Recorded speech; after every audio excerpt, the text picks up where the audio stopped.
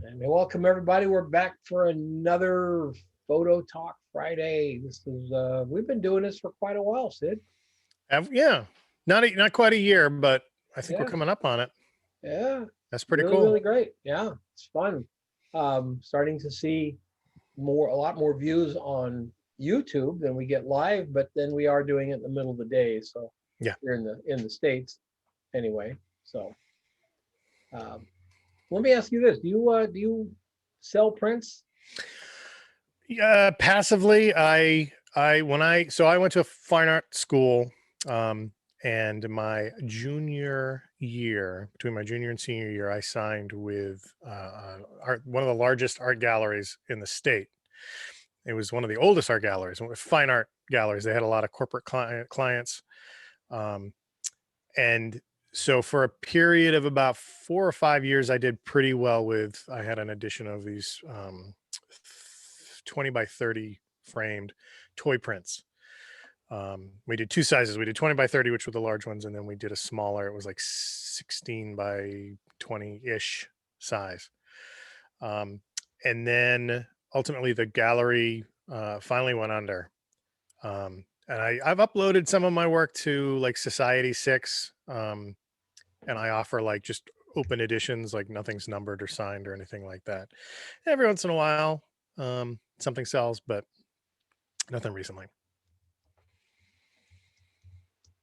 Well, nice. I've done it on and off over the years. Um, never, never had a gallery. Never really wanted a gallery. Never felt that a gallery was where my work belonged. Um, but I'm looking at starting to sell some prints again. Idea of it's really intriguing me, partly because I'm printing like crazy. I'm printing about 6 or 10 images a day, Oh, wow. just going back through my archives and getting them on paper. I've got boxes, about a couple boxes this high of prints, because it's what I got. Digital is not a legacy. Right. I know that because I have stacks and stacks of CDs here, and a brand new CD or DVDs, I mean, and CDs, and I can't get them to open. Oh, no. Nope, they won't open. Oh. So they just sit there and spin. And the brand, I've got two external CD DVD players that I got to work with my Mac, and literally half of these CDs will not open. And if they Oh, do wow. open, it takes forever to find something on them. The technology, the software that's on the CDs is too old. Hmm. And so, we're fooling ourselves if we think hard drives are any better. There'll be a time when hard drives from this decade won't open 2 decades from now, So anyway, I'm doing that. So I'm looking into it. Found a couple places online that I kind of like. I think that's going to be cool enough to look into it. Anybody else here selling prints online? I see some faces that people that should sell prints online. Mike Thompson, for one. He's got that fine art thing. Carmen and Sophie both do the fine art. Neville. Um, Have you looked into the Shopify Lite, Don? the Shopify what? Shopify Lite means that you have basically everything that Shopify offers, the checkout, which means you're integrated into that whole checkout system, Right. which is kind of nice. But you can put it on Squarespace, or you can put it on WordPress or whatever. You don't Okay. have to use a Shopify, As long as you're using like Stripe or PayPal, right? Well, they have their own payment system, and it's okay. 2.9 plus 30 cents, so it's the same as PayPal, Okay. same as Stripe, and they don't charge you the monthly that PayPal does, but they do charge you $9 a month. PayPal doesn't charge a monthly. PayPal for business does. It's $30 a month, unless they change that really recently. I have PayPal for business. I've never paid a nickel. Yeah, same here. Yeah. Okay, well then they changed that. It used to be $30. Yeah. So Stripe doesn't charge anything. They just take a transaction fee. So right. they have the same thing. But you can set it, you know, the thing about Shopify that I like, and that's what I'm going to be using on Artisan Photographic, is their checkout. So if you ever gone to a Shopify website and you enter in your email address, boom, all the information is right there. So it makes the checkout even more seamless. And the easier you can make it for people to pay for your stuff, the more likely they are to. Yeah, that's very true. So that's the one thing I really like about it. That, and also the fact that it's on my website and not on theirs, and you know, so on and so forth. But you've still got to fulfill. Well, I still have to fulfill, yeah, because I don't know who I could outsource platinum printing to. No, I know. Yeah. So yes, I absolutely have to fulfill it. Well, you don't have to sell the original platinums, you know, you can sell just like lithos or prints in the art world by a lithograph of a piece. Well, that kind of eliminates my USP then. That you're going to have something that will last forever. It's actually that's just the higher level. Yeah, I guess, but I don't know. Do you want to? I mean, here's the thing. I'm going to be offering platinum printing to everybody. You send me your image, I'll print it in platinum. Right. So I don't think you're going to want me to say, well, you know what, I'll print it in platinum, but you can get it cheaper if I print it in platinum and then give you a lithograph. You know, if I could sell it to everybody, I don't think they're going to like that. That's not what I'm talking about. You're talking about printing somebody else's stuff. I'm saying your art could be sold as a print. Like there's a photographer in Springdale who, if you go in and buy his big prints, and I do not know what his inventory is, but his really big prints are like $6,000-8,000. And they're Cibachromes, and as we all know, those can't be made anymore. That's over. So I don't know what his inventory is, if he has 50 of them stored away or 2 of them stored away, but they're very, very expensive. But you can also buy C prints of the same image, you know, an 8x10 and an 11x14 mat for $40. You know, and that's what he does just for cash flow. But yeah. Who else? Anybody else currently selling prints online? One of the things I want to do is I don't want to fulfill.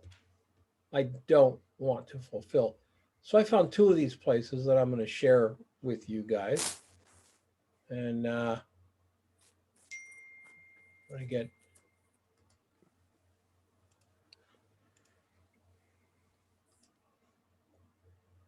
All right, I've got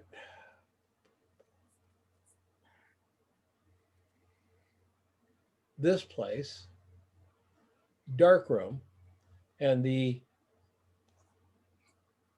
thing that I saw it was on Brian Chorsky. So if I go to prints on Brian Chorsky, it comes up in brianchorsky.darkroom.tech. That's the name of the place. But it's almost like, well, no, I guess you are. Yeah, you're on a subdomain over there. But if you click on the picture, it comes up, and you as the artist choose what you want to do. Like he said, he's going to sell luster papers and frame. That's it. So he's not offering a bunch of different things. In this particular case of this one, he only offers it 8x10. That's it. Then you can choose whether you want it, you know, full size or with a border around it. Other pictures here, he's got an 8x10 only. Okay, 8x10 only. One of these I think is bigger. Yeah. So he offers us a set 11x14, 16x20. You know, prices are real decent. You know, $40, really nice. If you want it framed, it's $70. And you choose whatever frame you want. And that's it. And it's shipped out. I like that. You choose your own number that whatever you want to sell it at. You've got your, you know, what they're charging you. And then you've got your fee here. Some of the other people at this place are charging a lot more than he charges. And this is a lot of people do like this particular lab. I believe it's in San Francisco. It's a pretty good lab. All right, so that's one, and the other one is this one. It's the same kind of thing.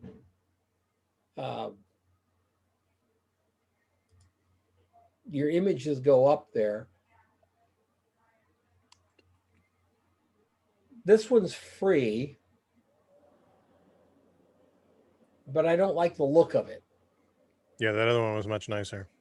Yeah, I just yeah. So we click on Montreal Island.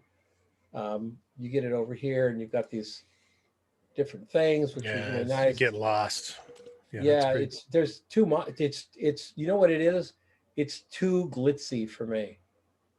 It's too glitzy. And over here you can choose how many canvas, acrylic, brushed metal, frame, poster. You can get a puzzle. I'm not going to sell my art. I don't think as I a would use the puzzle. word glitzy. I would say more techy because it has all that stuff. The other side seemed a little classier. Yeah, it's limited offerings. Limited offerings. Now, if on the other site you do have the ability to offer metal and canvas and matte, you do have that, but the artist that we looked at that has that turned off. And I think what happens is you get a little module for each one of those. So if you have them all turned on, it starts to look like this. You got all these things over there that you got to choose. I'm thinking, I'm an artist. You want to buy an 8x10 for $35, I'll sell it to you. And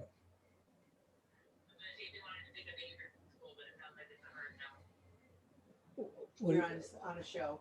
No, but we want to take Avery to school on Monday. Okay. But right. I do think, Don, you had said don't offer too much. I think there's too many offerings there. Mm-hmm. It's just like, oh, I'll do it whichever way you want, and then it's a limited edition, but I'm not sure of the value of that limited edition. Well, does the puzzle count as a limited edition? So yeah, one person buys a 24 by 36, and the other person buys a puzzle. Yeah. Like, I totally believe that. Sophie, that the best thing to do is offer the smallest amount, the fewest amount of choices. If you want to do 3 print sizes, fine. Maybe even 4, I guess, in a way would be fine. But anything more than that is and nothing should ever be offered smaller than 8x10. Mm-hmm. My belief. It just makes it look cheap. You're starting to look like you're cheap. I wish, if you guys have ever heard me go on to my rant, I wish it was one fee, for all the different sizes. So if you want the print that I have here, you can have it. It's $140. It's whether you get a 16x20 or an 8x10. That's your choice for your wall. Nothing to do with me. My thing is, this is the picture that I created. It's got this value, and I don't want to make less money because you don't have wall space for it.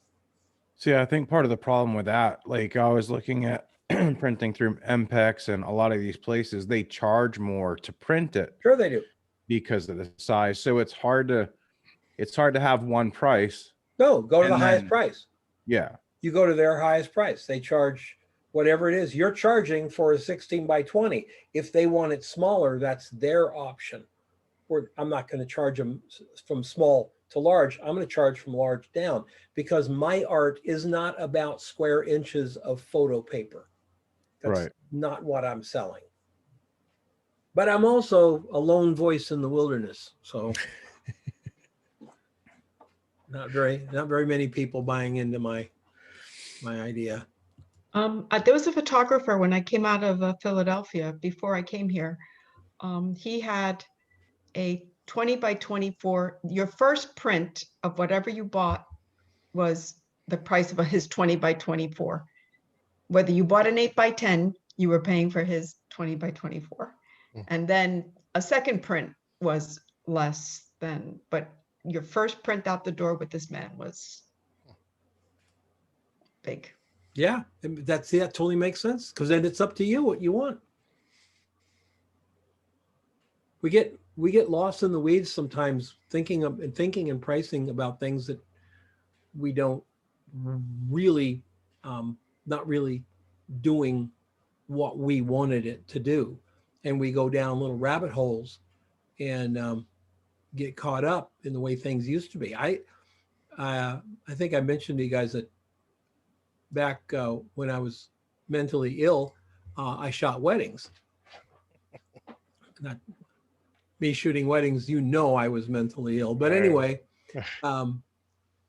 my deal was I would give them $700 worth of images if they would sign the $3,500 contract with me within 48 hours.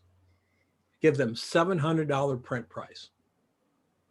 And they would say, well, does that include proofs? Absolutely. Whatever you want. You have now the print, my prices were printed. So they had to, a sheet in front of them, 16 by 20 canvas wrap was like $350 and stuff like that. And they had all their proofs. So they're like, wow, $700, credit if we sign up now. And I signed up a lot of weddings that way. The little hidden reality was, worst case scenario, they took a 16 by 20 canvas and two 11 by 14s, and the price to me was $70-something. Right. So I'm totally happy to spend $70 for you to sign that contract today and give me half my money. If the worst thing that could happen in the world was they would reach their $700. I never had a wedding couple ever reach their $700. They never used everything they had. So that goes back to that psychology is nobody wants an 11 by 14. They want a 5 by 7. Yeah. But you give them an 11 by 14, they'll pay for a 5 by 7. So. Anybody else thinking about selling prints? Maybe. Yeah, I'm working on it. Yeah, me too. I'd like to. Yeah, good. Anna, all those little still lifes that you do, have you thought about printing those or? Two things there. The still life, the ones I do for my personal Instagram page, I put all of those on Redbubble a long time ago, and they went absolutely nowhere. So I'm waiting. I'm probably going to pull them off Redbubble. The series that I'm currently putting together, though, are exactly for printing, and I'm going to launch them in 2 phases. One will be, and you said about 8 by 10, but actually what I'm going to do is to do a one-off artist print where they are printed on archival paper. They are framed through our local framer that makes handmade frames, and they will be 8 by 10 so that I can post them out and ship them to whoever, knowing that they will get to people in good quality with a certificate of authenticity. And that will be a one-time only print on a very small, there'll be a selection of 10 of my still lives that I'm currently doing. And they will be a one-time only deal. So those 8 by 10 will be priced specifically for a collector of a one-time only. What I will then do is probably put those and everything else then onto my website as a poster, where you can buy them as a poster at poster prices. And that will be that. And then if at any other point in time I decide to do another selected run of things, it will be at a different size or a different specific frame, but the frame will be made specifically for each individual photo. Okay, so if I bought in a local framer here in Portugal. If I bought your feather and seashell picture, that's the only one. Of 8 by 10 8 by 10 in that size, yes. Okay, so there's only one 8 by 10 ever made. This is one Yes. over one. That's it. Yes. That's great. That's So great. That's what that Mike will is go doing. like an auction price if I can make that happen. That's what Mike is doing. Mike is, when he does a platinum, when he shoots something on platinum, that's it. That's it. You get that, you get everything. I haven't shared any of my stuff I'm doing on my 8x10 because I'm still mastering it. But when I shoot that black and white piece of paper in my 8x10 camera and I develop it, that is the art. It's every bit as unique as if Monet painted a canvas. See how I stuck my name and Monet in the same sentence, huh? That's nice. Why not? It's Off the tongue. that, yeah, it's that unique. That is the only one. And that's really something kind of cool. I don't know where I read this, but I read it yesterday and now, damn it, I can't find it. Photography is now considered the top tier of fine art collecting. We went from the ugly stepchild 15 years ago to the top now. Photography is highly collected, highly sought, highly purchased, and there are more galleries showing photography today, post-COVID, than there was showing photography 10 years ago. The other thing, Anna, I was going to say to you, you said you had your stuff at Redbubble. That's like a consumer crafting kind of thing where people. It's where you can upload all of your images and you can have various products so people can buy it as a duvet cover, a phone case, a iPhone case, an umbrella, whatever they want to do it. So I was doing those only with my the square 1x1 image, like the ones I was doing on my Instagram page, for my personal, where I do like an image a day. It's very whimsical. They're all very pastel colors. There's funny things in there, and literally those are the kind of things that people want to put them on iPhone cases because they're whimsical. And those are the sales that I get. It's more iPhone cases than any other product. Occasionally I would get a mug, but that's pretty much it. Yeah, I would do a totally different way for you.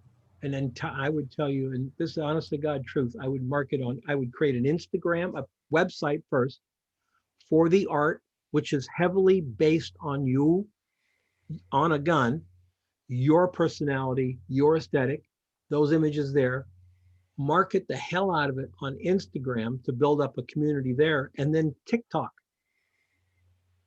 TikTok would be awesome.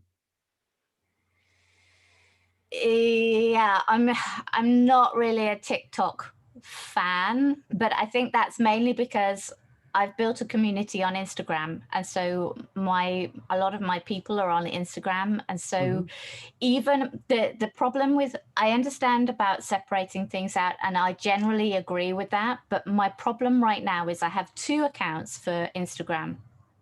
One is my personal and one is the business. And as we all know, personal actually means you still curate heavily a personal Instagram page. It's not like you're taking photos of your food, unless you're a food photographer these days. But what I have is that I have a thing where the business page never gets as much as a personal. The personal always drives to the business and back again. That's fine. But the thing there is that what it means is that people don't always know what I'm doing in my business, or from vice versa.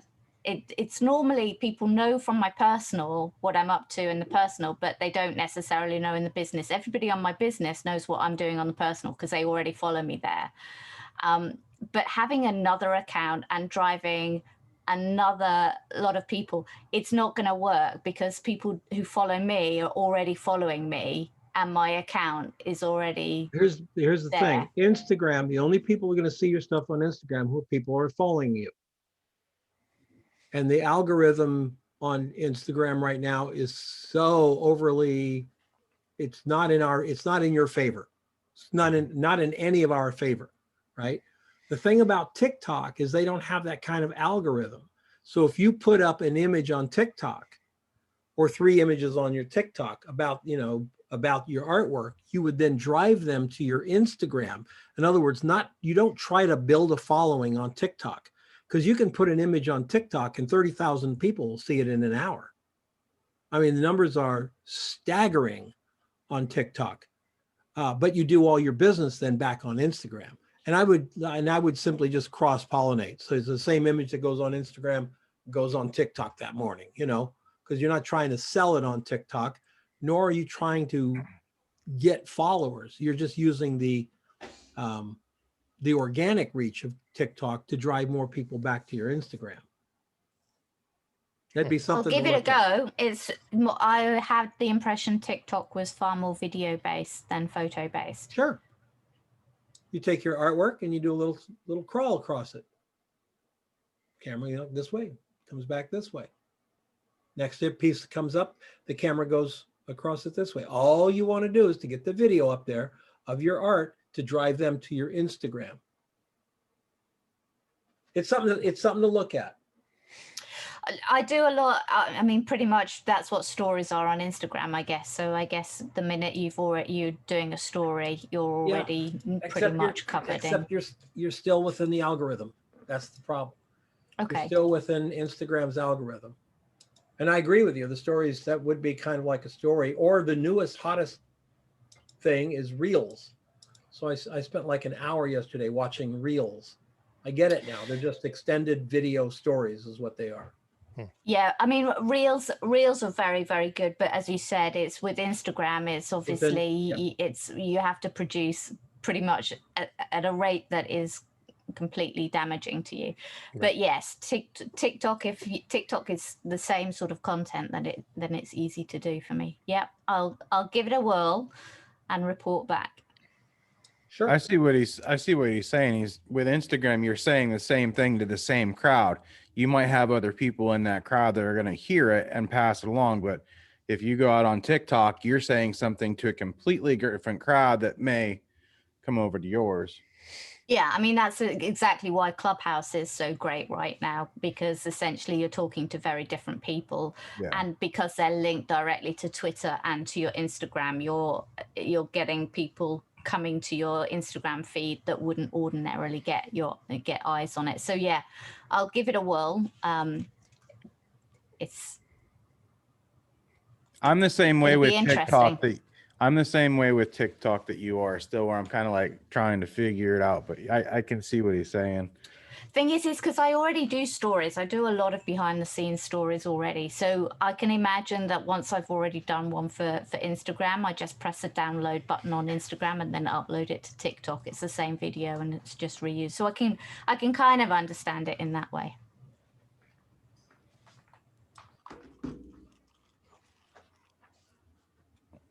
My non-battery gimbal.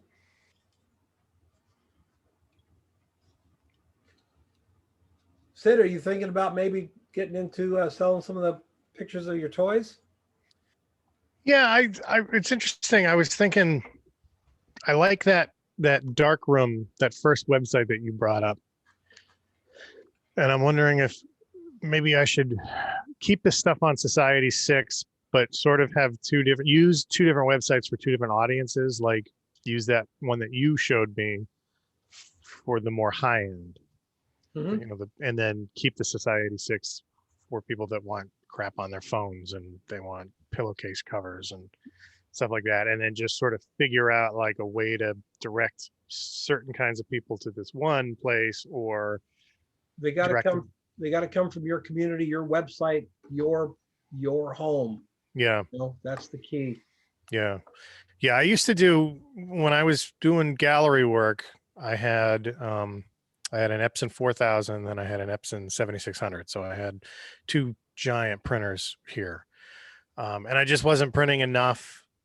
My editions were smaller in number, and I just wasn't printing enough. And those stupid inks would keep clogging up. And oh my God, so many horror stories about these giant, large format inkjet printers. So when I moved into this smaller space and I couldn't get the printers in here, for my like display prints that I have up on the wall and stuff, I use White House Custom Color, and they do a pretty good job. They do. They're a good lab. Yeah, they do good stuff. But the toy stuff, it's just I've been so much the last 8 or 9 years, I've been so busy concentrating on more commercial work. The toy stuff has just kind of fallen by the wayside, and I haven't done a whole lot with it. So I threw stuff up on Society 6, and I did. They're not numbered. They're just open editions, and I think there's a couple of different sizes starting around. I think they go from 8 by 10 to 16 by 20. But it's I don't know. I haven't given it sort of the push that it really needs. I've talked to some landscape photographers who are, trying to sell prints online, and it's tough. I mean, there's just no doubt about it. It's tough, but everybody's seeing an uptick, especially since COVID. Interestingly enough, Right. People Can are I tell you? for their homes. Yeah, you're gonna be home all the time. You might as well have attractive looking walls. Put art on the wall. Check this place out. I was gonna say, Don, I've not sold prints, but from my experience dealing with art, because with my studio and selling airbrush paintings and stuff, the thing I'd recommend to people, and that's something that I'm gonna start working on before I start actually putting the prints for sale. The thing that I found in my few years of having the studio is art is not a necessity. It's not something people have to buy. They have to want to buy it. It's a want, not a need. So the thing that I found that a lot of people that are successful in the building do, and is you have to make people emotionally connected to what they're doing. I mean, they can get a picture of a tree anywhere. What's going to make them want to buy the picture that you took of this tree? And it's going to be about building the experience with them, so that way they can kind of feel like they were there with you, that they feel like there's some sort of attachment to it. I have friends of mine that are artists that people will come in to see what they're doing for new work because they have a personal relationship with the artist. They like them, they talk to them, they see different things that they're doing. So one of the things that I want to do with some of the stuff I'm going to start selling is telling, like in the blog, and it kind of goes in with building a blog too. If you start blogging on some of these pictures that you want to sell, especially like landscape, or telling a story about what it took to make that photo, where you was at, what the temperature was like, and make them feel like they're kind of along for the trip, some video stuff that you could put on YouTube. And so that way, when they're buying the photo, they're not just buying a piece of art that they could go to Hobby Lobby and buy something for $5. Right. You really have to make them feel like they're becoming a part of that moment that you was in order to get them emotionally connected, to make them want to spend the money for your art. Yeah. And there's, there's, obviously a difference between fine art and wall art. This is 20 by 200. It's changed a lot since I used to go there. I've got at least a dozen prints from this place. But they're interesting now. They've made deals with several estates. So if you want the Tetons in Snake River by Ansel Adams, starts at $35. So for $75, you can get 11 by 14. No, It's not printed by Ansel. Right. It's printed by a commercial, but it's printed to Ansel's specifications. And if you put it up next to an Ansel Adams print, you're going to be pretty happy with what you get. So, that's pretty cool. 11 by 14 Ansel Adams for only what, $75? Yeah. Damn. This is pretty amazing. She practically went under about 8 or 9 years ago, and now she's back like big time by the resurgence in the interest in photography. And she has other things for sale, obviously, other than photography. She sells illustration, limited edition art. So she's got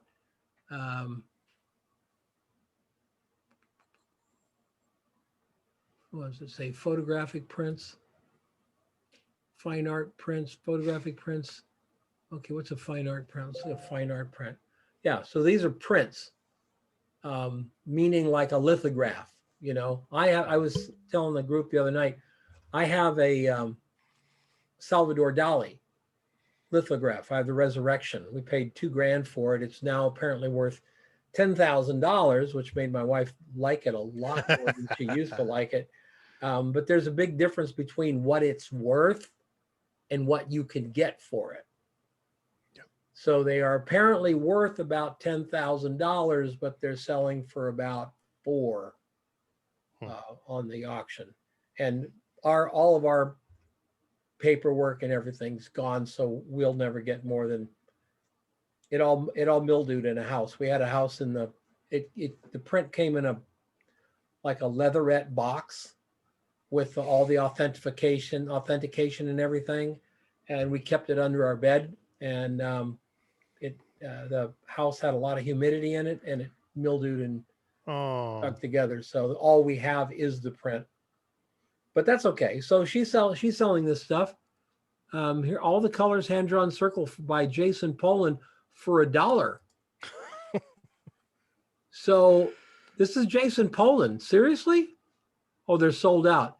You could get a Jason Pollan print for $1? Hell, I'd have done that. You can get a tattoo like this, he's got a tattoo for sale for $5 of that circle. Those sticky tattoos things.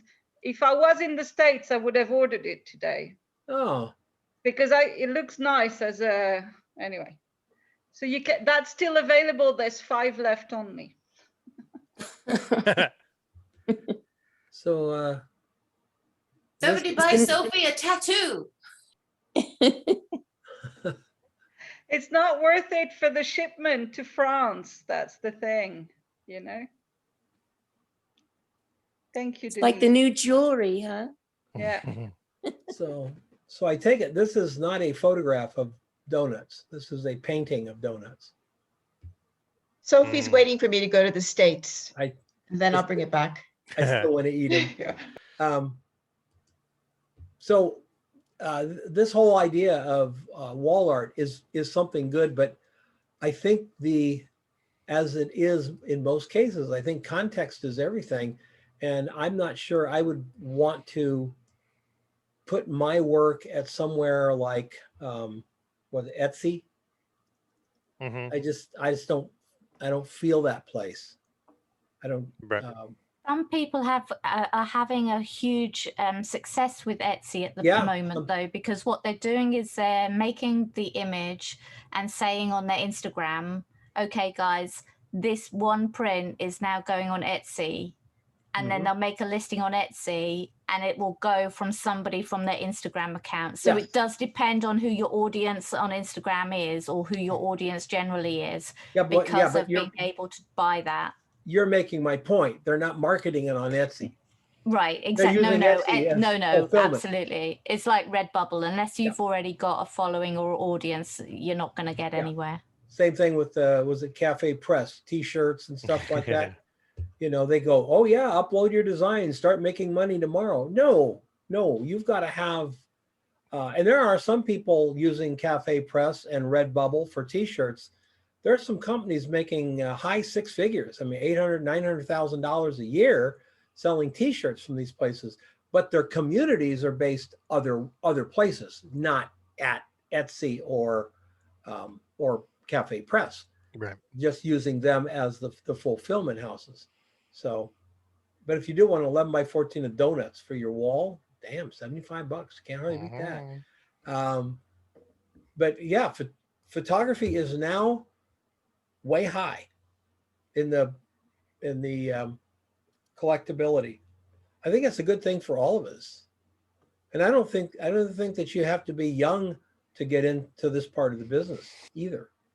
I don't think it's, it's not like fashion photography. It's not like, age is going to make a difference. You can be 75 years old and start to do this. And remember, the only way that you become an artist, who knows how you become an artist? How do you go from being a photographer to being an artist? Who knows?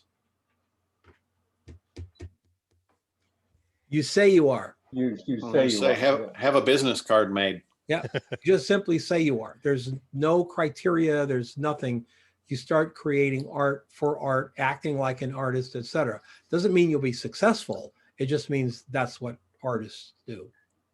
Well, you remember the artist that I said about last week, Jamie Beck? Her current, she has a limited edition of 10 framed pieces for Mother's Day, and each one is $2,500.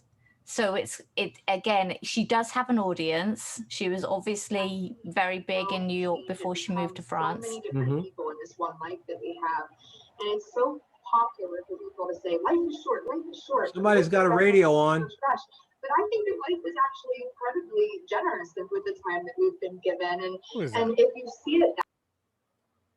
Jay, you got a radio going on there, man.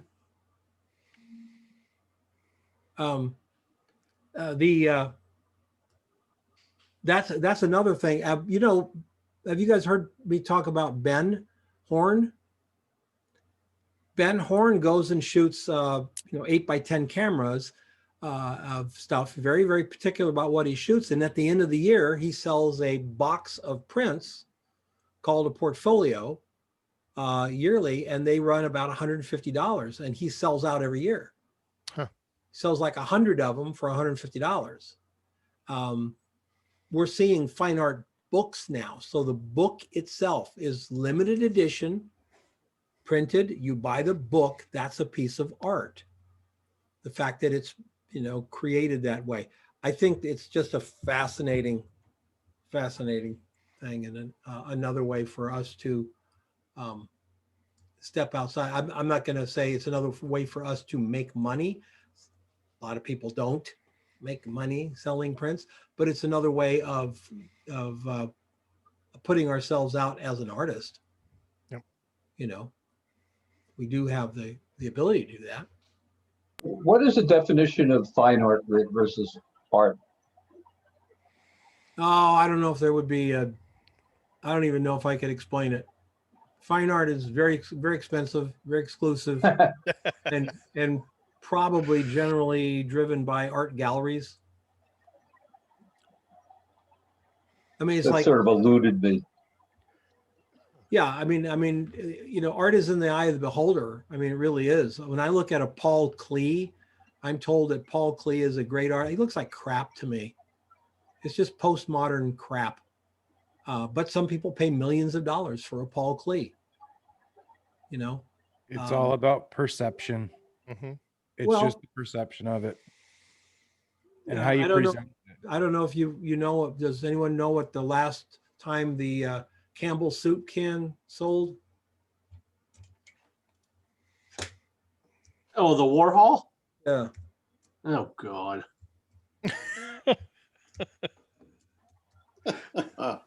I think what I'm trying to get at is the last time it sold,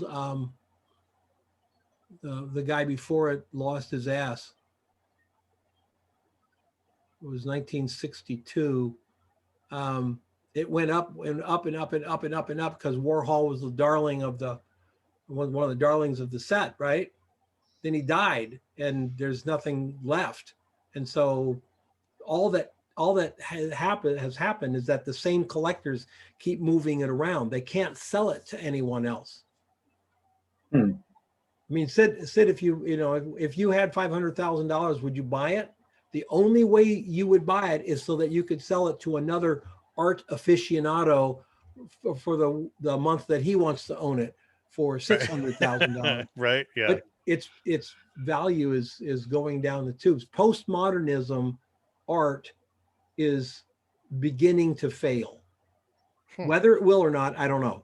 But it's beginning to show that it has some ragged edges that are not going to be picked up soon. It's interesting.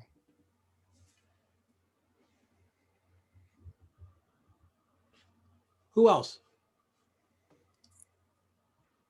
Now, these folks have like sizes 8x10, 11/14, 16x20.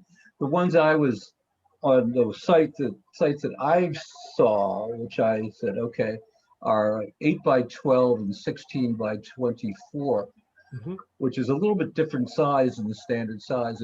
Is there any optimal sizes to make these things? Go up on eBay or Amazon. Start now. give me a call sometime over the weekend when you find an 8x12 frame. Or an 8x12 mat for that matter. Now, is that I because think of, they do exist. I could get them, No, but they're common in Europe. oh, really? Yeah, having a full frame, it's a 20 by 30 centimeter, but it's a full frame. Now 20 by 30s is a popular No, size. no. Centimeters. Oh, So okay. Yeah, well, that translates to an 8 by 10 inches. 8x12. So yeah, 8 by 12. Yeah. Inches. Yeah. Yeah, it is in the States here. No, Trying you to can't find find an it. No. 8x12 on No, you Amazon can't. is No, you almost can't. impossible. Same Yeah, with but you can't. 16 by 24. Yeah. So Yeah. and then you got 8x12, right? Or I'm sorry, let's just look at the regular. You got 8 by 10 and 16 by 20, and in the middle you have 11 by 14. What is up with that? Because it is not proportionate? No. proportionate to literally anything. That it's not even proportionate to 5 by 7. That would be 10 to 14, right? Right. It's like, so I'm printing 11 by 14s for my wall in here, and it's heartbreaking. I have to make a decision which 2.5 inches I cut off my picture. Right. It has to be cropped. Is that because of sensor size? Because I seem to remember like 13 by 19 became a really prevalent size. Well, that's what my printer will print, 13 by 19. Yeah. I don't know why, but it does. Because 13 by 19 lets you put color chips down the side for proof prints. Oh. Wouldn't have guessed that one. You have 11 by 17 is or somewhere around there is usually a double spread for a magazine, right? 8.5 times 2 is 17, so 11 by 17. So 13 by 19 gave you 2 inches either side. 11, 12, 13 had an inch at the top, inch at the bottom, an inch at each end. You could put your crop marks, your printer's marks, and your color chips down it, your CMYKs, and do a proof print. Oh, that's interesting. And God, did we print a lot of those in the back in the agency? Jeez. Huh. So, I mean, so if optimally, if somebody was looking at whatever's up is available, would I mean 8 by 10 is sort of normal. It was 8 by 10 was designed as normal when the prevalent camera of the day was a 4 by 5. Mm-hmm. When that moved away to 35 millimeter, the framing industry did not follow suit. They stayed with 8 by 10. So and the 8 by 10 became standard for how people got photography, school photography, that portrait photography studios. You're it right. became the standard print that they sold was a wallet, a 5 by 7, and 8 by 10. Yeah. And that was the most common print size they sold. And you could only buy paper in 8 by 10. Photographic paper, silver halide paper is 8 by 10. Print paper for your machines, your inkjets is 8.5 by 11. Mm-hmm. So yeah. So I mean, cropping images was just second nature to me for 30 years. Shot 35 millimeter. You had to, you always had to take a step back because you're going to lose the top of the head if you don't have lots of room around it.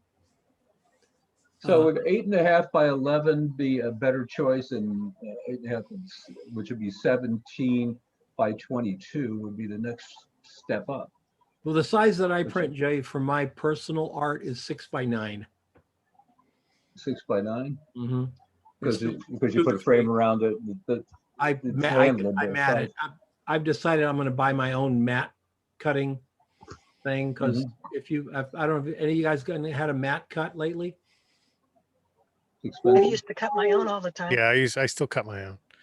Ooh, they are very proud of cutting mats down at Michael's. Yeah, and you can actually get full frame frames down there at Michael's. Yes. Yes. I buy the mats in stacks. You can buy them in bulk in certain sizes, and so if you're printing, because I was supposed to, at the end of March, have 2 gallery shows. Last March when COVID, both gallery shows canceled. Right. But I had bought a bunch of mats, and we bought mats for prints. Now we sold, one of the galleries is also a shop in Idlewild, so they sold a lot of prints there, thankfully. But that's what I did, is I bought the mats in bulk on Amazon, and they were acid free. So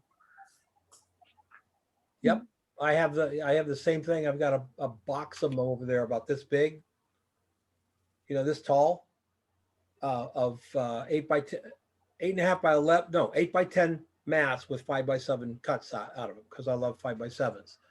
But I can't get 6 by 9s. They're almost, I won't say they're impossible. They're almost impossible. There's only a few out there that you can get them. So I've just decided to start cutting my own. I had an 8 by 10 mat cut out of an 11 by 14 at Michael's, and they charged me $23. No.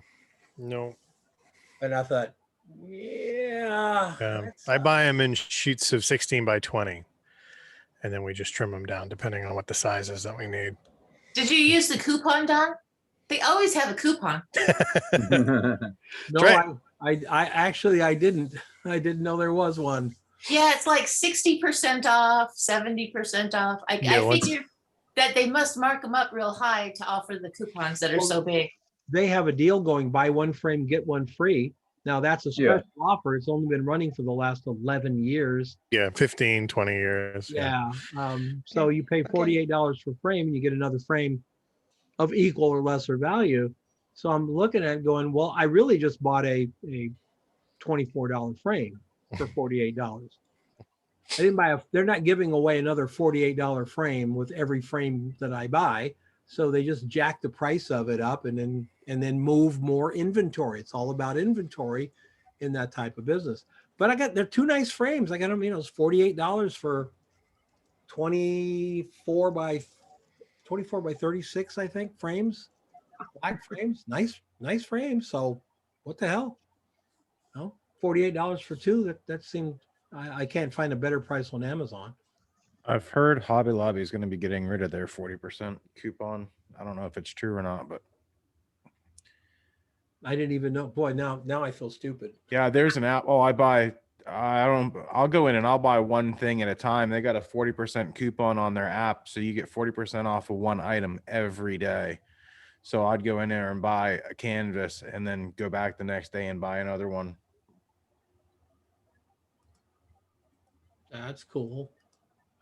And my family was irritated with me because I packed a lot of frames to Hawaii in the pod. It's like, what are you doing with so many frames? But I had already talked to a couple gallery people before I moved here. So I figure it'd probably be harder to find frames here. So I'll just take what I have.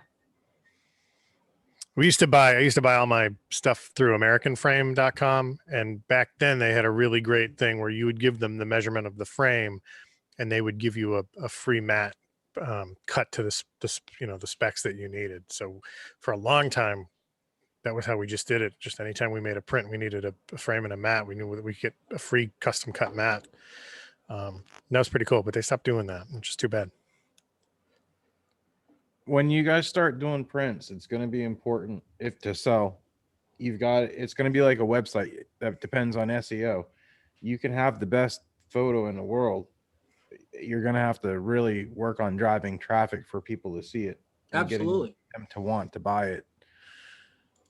That's why Vaynerchuk is always talking about, channel. Some people love YouTube, so you've got to be on YouTube. Some people love Instagram. You got to be on Instagram. Some people do TikTok. You got to be on TikTok. Somebody does. Is anybody here doing Clubhouse? No, heard of it. I got an invite to it, and I haven't been invited. I'm on it. I haven't seen anything that I really want to talk about. And it sort of dawned on me at some point that talking on the phone is something that I just dread, period. It's not, it's just like, I just joined a group of people who talk on the phone, and I'm like, yeah, I'm just not feeling that. Was it like a party line? That's kind of, it's social media in a way. But it's an audio Zoom thing. Yeah, it's just audio. Oh. It's just audio, and it's predominantly phone. I think it's only phone at this point, right? Yeah, so you have to, it's tied to your phone number. But I'll get, in fact, if I turn my phone on right now, I have been invited to. I would say that it's going one on. of those social media things that Twitter have been investigating and have a beta program out currently. And if Twitter do take off and they do a Clubhouse on Twitter, then Clubhouse will just disappear because Twitter has money and Clubhouse doesn't. So I suspect that what will happen is whatever's in beta testing with Twitter right now will probably come together in the next couple of months. Clubhouse, for me, I like it, but I'm also finding it very nichey.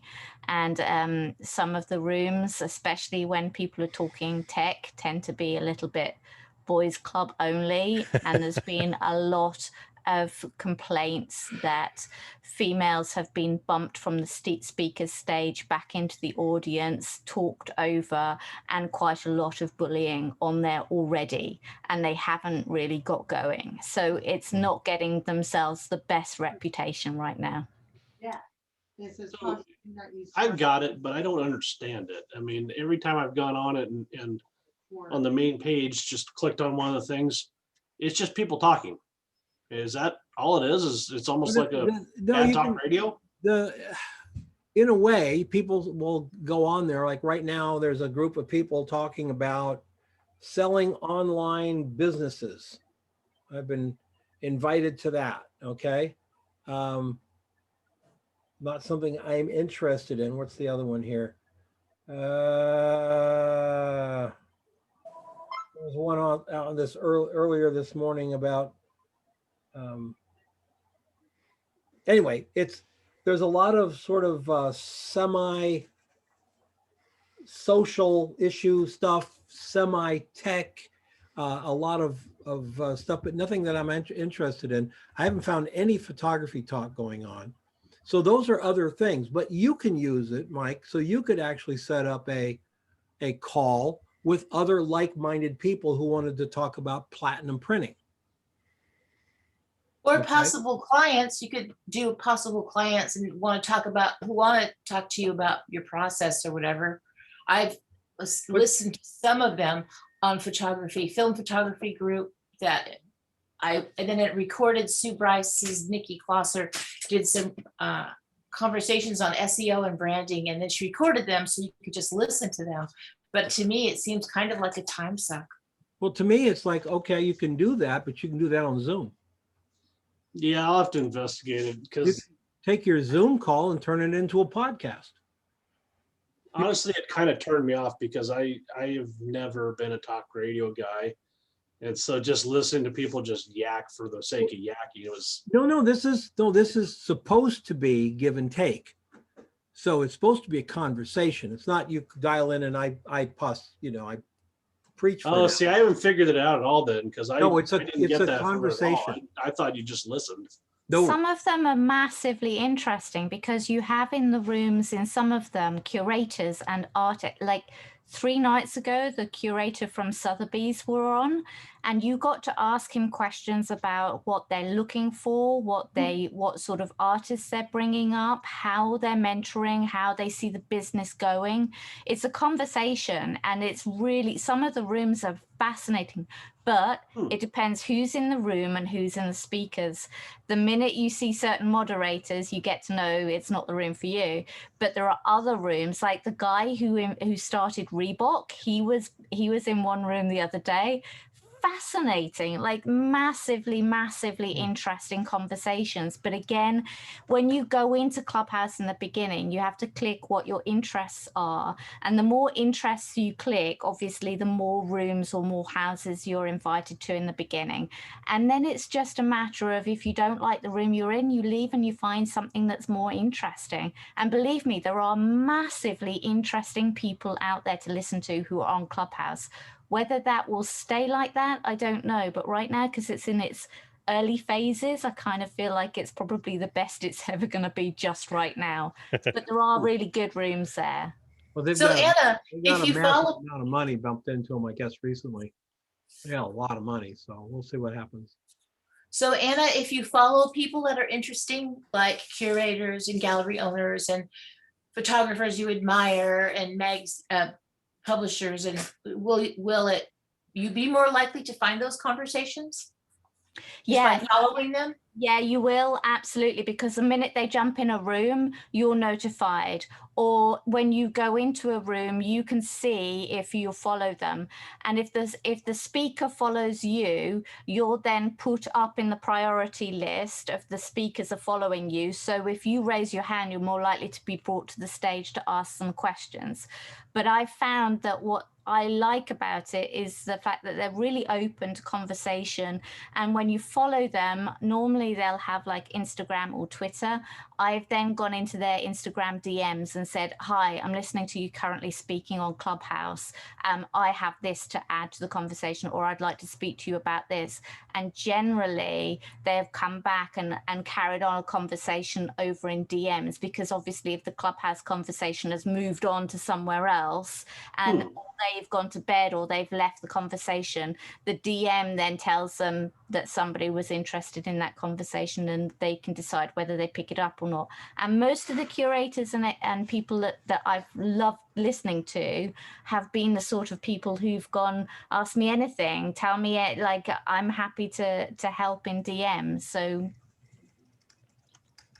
we might have to have a how to use Clubhouse, because I'm sitting there flipping through it and I can't figure out how to actually find any conversation. No, if you go to Clubhouse and you say I'm new to Clubhouse, they're in Clubhouse, they will send you to a pre-recorded thing on how to use it. And then I want to say Wednesday, but I don't know for sure if I remember right. One day a week, they have a welcome to Clubhouse, and they have moderators there, and they walk you right through it. There's certain protocols. I mean, you're on the phone with people, so there's protocols, how to ask to speak, you don't talk over people, all kinds of things like that. So there's, those things. But yeah, I sat through about a half an hour of it. It's just talking on the phone. It's just, Okay, well, I'll figure it out someday. And it's like, I still haven't figured out Instagram, so it might be a while. Like Anna said, there are some incredibly, Peter Thiel is on there. Peter Thiel goes on Clubhouse. Yeah, you get invited to a Peter Thiel house, you're going to learn Elon Musk has been known to hang out on Clubhouse. That guy's, I think he's like really smart. really, really, really smart. Really some great people. Srinivas Rao goes on Clubhouse and stuff. So it'd be great to get in some of those things. But again, I find it difficult for me to sculpt out time during the day to be on the phone. And I know that it's learning and stuff, but I have so many books that I'm listening to and podcasts that I'm listening to. I'll just have to play with it a little bit and see what I'm going to move over to make room for it. But as a social media tool, I'm totally uninterested in it. I don't care who follows me. I don't want to follow anybody. I don't want to do that. Just want to be involved. I don't want to build a following. No interest in it. It seems more like a networking thing than anything. Could be. It could be used. I could see Clubhouse being having a Project 52 Clubhouse meeting. I really could see that. So, I'm sitting here at 9:30 at night, and my wife and daughter are in bed, and there's only so much TV I can watch, and which isn't very much. Sometimes I'm sitting here going, maybe I'll go on, just put up a Zoom up and say, hey, anybody up? You guys want to chat? Well, it might actually even be easier on the phone, because then people aren't going, oh yeah, but I'm ready for bed, or, I just washed my hair. I don't want to be on the video. Well, let's not even have the video. Let's just do it let's just talk, So yes, I could see it as a big benefit for that. So. Don, if you do that, I'll ping me and I'll be there. Okay, I will. Bye, Soph. You have a great rest of your day.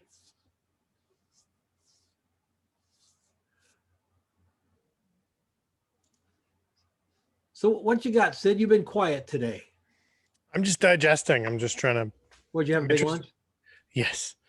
Yeah, I don't have a whole lot going on. I picked up a new camera the other day, and so I've been screwing around with that. I picked up a Lumix GH4 for video. So the studio was awesome. How is it? It seems pretty awesome. It's older. It's about a 6-year-old camera. The problem, I was using my 5D Mark II for all my video stuff, and the problem is that I do everything by myself. So I get the camera all set up, and then I run over and I get the puppet junk all set up, and I've got to sync the audio up and everything.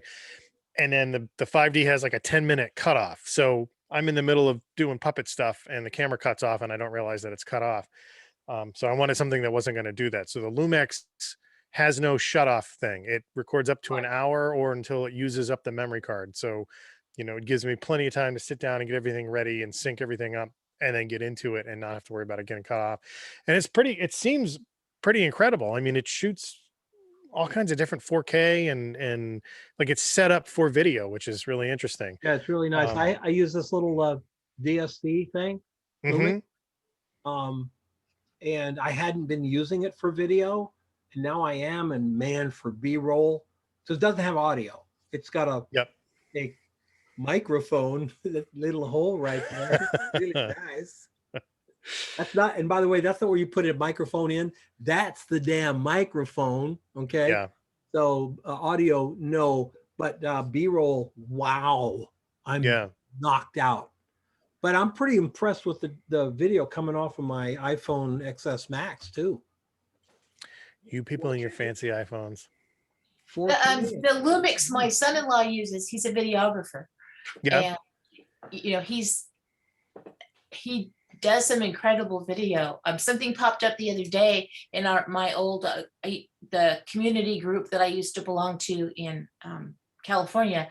He had videotaped the riverbed has been dry for years, and he had just videotaped after the storm. There was a lot of water and all of that, and so he videotaped with his drone and then the Lumix. Nice. And it's really beautiful. And so I'm seeing like, oh my goodness, I think this has gone viral because I reposted it. Good. And it popped up. But it's, the video is beautiful. And he does wedding. They did elopements until COVID. Destination elopements between travel and COVID just died. So there. You guys, I saw a lot of people remarked on the Instagram thing that I linked to, that young man who makes the little videos. What a very bright young man, and what a great ingenuity and imagination that he has to make those little clips. They're amazing. But when you look at them and they're like really cool, you realize there's very few cuts. It's not like he's doing a video with cuts and everything. There are a lot of single shots, and a lot of it's done on an iPhone or a little Fuji. I think it's a Fuji, maybe it's a Lumix, a little Lumix camera on a stick. And wow, it's really, really incredible stuff. Great imagination, I would never have thought of taking a box, gluing dirt around it, and then going behind the box and having somebody throw shovel of dirt in it, looking like I'm being buried alive. Like, that's just clever use of optics. You have to remember what it's like to be 13. Yeah, well, that's we were a couple of analog photographers and I were talking the other day, and I said, it's the difference between me, I grew up with analog cameras, and somebody who is 23, like Sam Elkins. If I linked to that Sam Elkins video where he's shooting with another photographer in San Francisco. If you haven't seen it, you should go and see it. Go watch that thing. It's about 45 minutes. It's him and another photographer. They're probably both 25 years old, living the dream, right? And they're excited about stuff like, oh, look, the road curves that way, click. Oh, look, there's a shadow of a palm tree, click.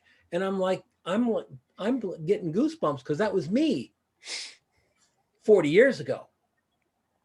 That was me. I was like, oh yeah, wow, that's really nice texture to that palm tree against the wall. I'm going to shoot that. And today I don't shoot it. I want to go back to that time before we got jaded, before we got burned out, before it was like, it's like another palm tree, yawn. For them, it's like, wow, look at the fog down there. I'm like, yeah, fog. I've seen fog for, years. Big deal. But then they take the picture and I go, well, I really like that picture. And I would say, why didn't I take that picture? Because I talked myself out of doing it before I picked the camera up. The best place to decide not to use a picture is after you've taken it. We stop ourselves before we've even committed it. And then we lost it. I always wanted to write a book, the 30 photographs I never took. Because they're up here. Yep. They're up here, guys. Yep. The time that thing happened with the light behind the tree and I didn't. That would be really interesting. I would encourage you to do that because you actually could do sketches of it. You don't actually have to have the actual photograph. But that would really be true. I made a proposal, Jay, and I think I wasn't wordy enough. I said that time that thing happened, then there was the time that the blue thing was there. And then there was that time, and he said, that's not specific enough. And I guess I totally get it. But so, Don, do you know who Milton Glaser is? Yes, of course. He interviews with him as old as he was. He was like a big kid getting excited. And I think to remember that as we get older, to keep that curiosity going and no fear to experiment or to take the dang picture. Just do it. Just see things differently. I'm planning on following my grandkids around the yard. I have one who's really artistic and he has a secret spot in the banana grove and he piles things up and looks for lizards. And I just want to follow him around for a day and see things like he sees them at 9 years old. Yeah. Because I don't want to lose that. We have a lifetime. A lot of us are well, almost all of us are there over 40. So we've got a lot of years of people telling us, no, that's not any good. Or did you see what so-and-so did? Boy, that was kind of a joke. And I think this stuff sort of builds up like crud on in your arteries and your arteries of your brain. And you start hearing it where you're 25 years old, it's rolling off your back. It's like you're just doing this thing. After I saw a video yesterday, I went out and washed my wife's car and my car. That doesn't mean anything at all. There's no correlation except that the shine in my car was so cool. I was getting clouds reflected in the hood. And then I got there's a tree and I got all the leaves and I got my iPhone. I'm out there taking pictures. I ended up taking 3 or 4 pictures yesterday afternoon of stuff reflecting in the car, of my wife's flowers in the living room, of the light coming in over our new sink and stuff. It felt like that time again. It felt like that, I wasn't, censoring myself? Mm-hmm. Over planning. I mean, I think there's been a lot of value on how well planned something is prior to actually taking it. And so you narrow everything you're going to do down to what that outcome would be. So if you open that up, there's a lot more possibilities. You're absolutely right, Jay. You're absolutely right. Always be looking. Just retrain yourself to always be looking. Yep. Well, that's what you guys like to hear about my son. What? Would you guys like to hear about my son's YouTube channel? Oh, sure. Yeah. Just a quick one. He's a student, and so the last 2 summers he's been going out and living in a camper or spending a lot of time camping. And his thing is he's a herper, so he hunts for snakes. He's an expert in habitat.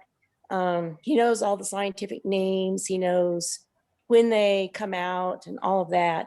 And so he's now got a YouTube channel called Snakes and Trails, and he does videos and he embeds close-up photos. Some of them are venomous snakes, some of them aren't. And he's got about something less than 900 followers now on his YouTube channel. That's cool. But I just think it's great that he gets out and he he kind of follows his dream and he does that. So pretty soon he's going to finish school and he's going to get jaded like the rest of us. Yeah, well, But he's had a good time with it. So it's Snakes and Trails if you guys want to look it up. Snakes and Trails. Okay, Yeah. Yeah, I'll put it in the chat. that sounds cool. He does some great close-ups. He does some great close-ups, and I've been encouraging him to try to enter into some competitions for nature photography, but he's like, oh, shucks. He's not going to do it. Do you know that I want to say the third richest person on YouTube is an 8-year-old boy? No. He does toys.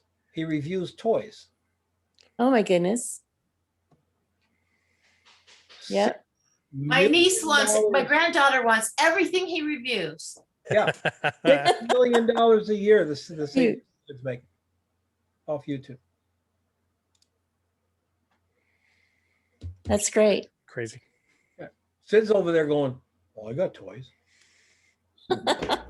Right? I bet you don't have snakes. Nobody wants to watch middle-aged guys though on YouTube. I mean, how many middle-aged guy channels do you have on I'm YouTube? selling toys to kids. No, that's just, you got the kid that can speak kid language to Yeah, kids. but all middle-aged guys are into toys, though. That's what I've learned over. Well, see, you got to be one of those guys that sells the middle-aged toys to middle-aged guys, like the remote control car channel. And yeah, but I think they banned director sets because too many people cut arms off, I mean, yeah, those are the best. The correct term for middle-aged toys is motorcycle. Yeah. Hey, Mike, Harley Davidson. this is my erector set box right here. Oh, seriously? Oh, that's awesome. I used it on our banana shot, the banana brain power thing. I made this little chair out of erector set pieces. Oh, that's great. I love it. Yeah, I didn't see one of those since I was little. I think that a vintage toy thing you could do something with, because I'm in the antique groups still, and those people are online everywhere. And they are online all the time to talk about whatever it is they collect. And I know a lot of toy dealers from California, because I was in the antique business forever. But toy people are pretty passionate, committed collectors. What about dollhouse people? Oh, it's having a resurgence. I remember that. Yeah, it's having a resurgence. My son-in-law wants it's miniatures, not dollhouse. Yeah. Miniatures. Well, because now that I'm doing these little 63 by 63 millimeter shots, well, that's perfect for a half-scale dollhouse. But Etsy is the place for dollhouse and is the place for tiny miniature things like that, because Really? the community there is utterly huge for it. Yeah. I don't collect dolls. I collect action figures. There you Right. go. That's right. Action figures. What's even action figures need something to hang in their lair?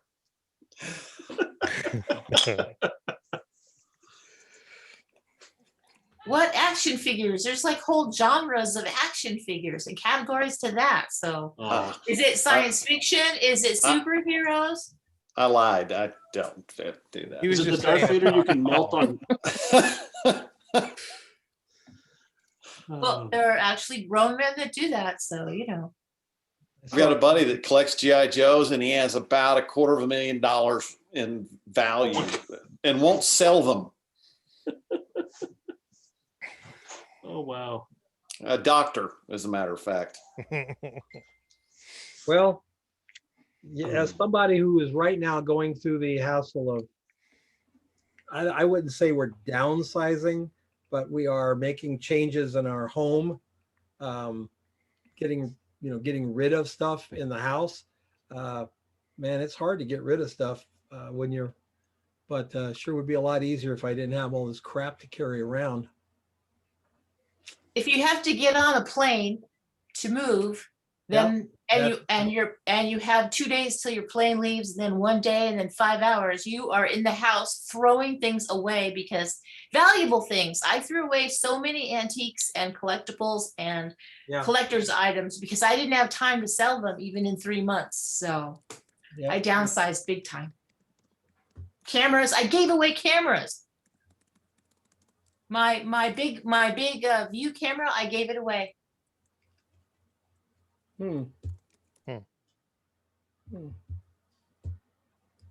I So, remember that. I wished I'd have lived near you for that. I would have come round and just like. You can think of it as a community service. You're giving back to the community.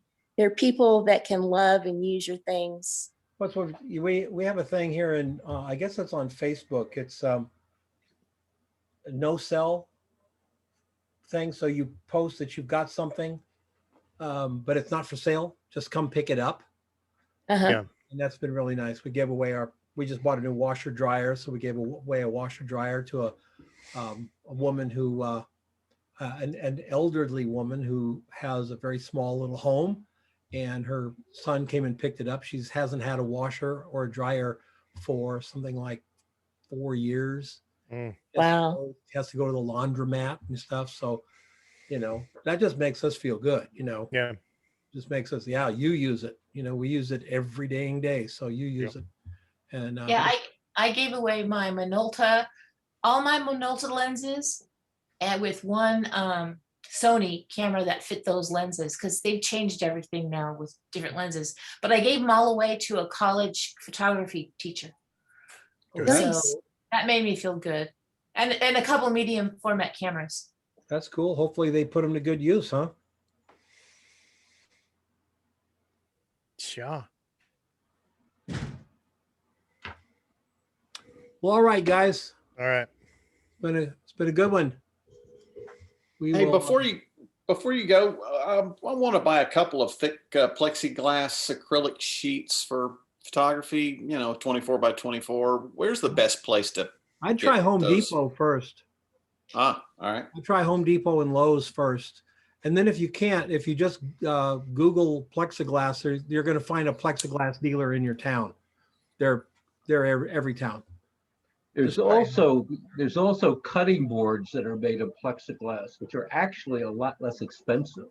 So if you go up on Amazon under cutting boards, you may find that somebody got one and then put a note up about it. I said, okay, that's pretty interesting. So I got one, and it really is good quality, and you have to work to destroy it. Oh, so I would suggest that it has little bumps on the bottom, 4 bumps to put it down, because that's how the cutting boards are, so it doesn't move. So I don't have a name on it, but I'm sure you go to Amazon and go plexiglass cutting boards, you'll find it. Yeah, probably so, I would think. But that was a surprise. I didn't know those things existed, but somebody came up with this. Said, okay, do it. Cool. Fantastic. Thanks. All right, everybody. Have a great weekend. You too. We will see you next time. Take care. Be safe. Have a good week.